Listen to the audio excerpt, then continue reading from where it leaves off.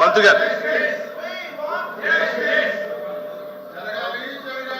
సభ్యులు ఇవాళ పోడియం దగ్గరకు వచ్చి ఈ విధంగా మాట్లాడటం చాలా బాధాకరమైన విషయం. వాళ్ళు దేనికి సపోర్ట్ చేస్తున్నారో మాకైతే అర్థం కావట్లేదు. అంటే సోషల్ మీడియాలో మహిళల పట్ల అసభ్యంగా మాట్లాడే వాళ్ళకి సపోర్ట్ చేయడానికి ఇక్కడికి వచ్చారు, వీళ్ళు ప్రశ్నలు అడగడానికి వచ్చారు అనేది మాకు అర్థం కావట్లేదు. ఎందుకంటే గతంలో చూసాం ఆ సభలో ఆ రోజు ముఖ్యమంత్రిగా ఉండి జగన్మోహన్ రెడ్డి గారు చంద్రబాబు నాయుడు గారు కుటుంబ సభ్యుల్ని ఈ విధంగా మాట్లాడుతుంటే ఆ రోజు ఎకిల్ నవ్వులనేవి సమాజం తలదించుకునే విధంగా చేయడం జరిగింది. తర్వాత పవన్ కళ్యాణ్ గారి కుటుంబాన్ని అదేవిధంగా అనితా గారిని, మినిస్టర్ అనితా గారిని కాకుండా లాస్ట్ కి జగన్మోహన్ రెడ్డి గారి స్వయాన చెల్లెలను కూడా ట్రోలింగ్ చేసి ఇబ్బంది పెట్టిన పరిస్థితి ఎదుర్కొందన్నమాట ఈ రాష్ట్రంలో. ఇలాంటి వాళ్ళ కోసం ఇవాళ పోడియం చుట్టుముట్టి రాష్ట్రానికి సంబంధించిన టయాన్ని ఏదైతే మంచి ప్రశ్నలు ప్రజలకు ఉపయోగపడే ప్రశ్నలు అడుగుతున్నారో ఆ టయాన్ని అన్నింటిని కూడా వేస్ట్ చేస్తూ సమాజం తలదించుకునే విధంగా ఇవాళ సభ్యులు ప్రవర్తించడం చాలా బాధాకరమైన విషయం అని చెప్పి కూడా మీ ద్వారా తెలియజేసుకుంటూ సెలవు తీసుకుంటున్నాను. ప్లీజ్ కూర్చోండి. ఎల్వైపీ గారు కూర్చోబెట్టండి. ఇప్పుడు ప్రశ్నల సమయం, చర్చ జరుగుతుంది, చర్చలో పాల్గొమనండి. మీరు వేరే ఫార్మెట్ లో రండి.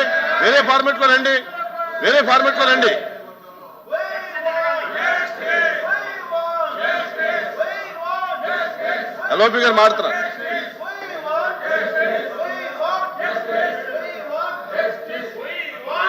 కూర్చోండి, దయచేసి కూర్చోండి, మీ సీట్లో కూర్చోండి. మీరు మాట్లాడతారా? చైర్మన్ గారు చాలా అత్యవసరమైనది. రాష్ట్రంలో వచ్చి ఎంతో మంది యువకుల్ని ఈ సోషల్ మీడియా పోస్ట్ అని చెప్పని లేనిమని పెట్టి వాళ్ళని అరెస్టులు చేసి చట్టాన్ని చేతిలో తీసుకోవడం అనేది ఇప్పుడు ప్రజాస్వామ్యంలో జరగలేదు. మీరు వేరే ఫార్మెట్ లో రండి. వాయిదా తీర్మానం తిరస్కరించిన తర్వాత దాన్ని అలౌ చేయడం జరగదు. వాయిదా తీర్మానం ఒకసారి తిరస్కరించిన తర్వాత అది అలౌ చేయడం అనేది సాంప్రదాయం కాదు. దయచేసి మీరు వేరే ఫార్మెట్ లో రండి. దీని మీద కూర్చోవడానికి మంచి పద్ధతి కాదు.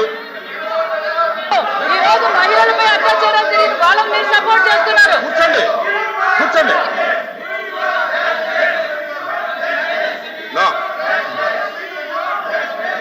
యనమల గారు శ్రీకాంత్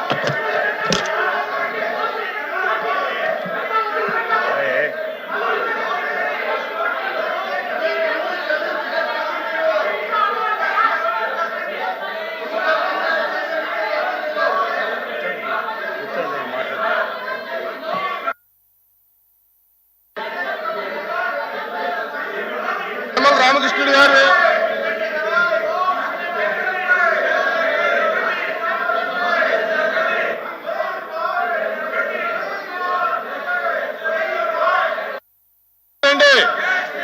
మీరు వేరే ఫార్మెట్ లో రండి. వాయిదా తీర్మానం తిరస్కరించాం. మీరు వేరే ఫార్మెట్ లో రండి.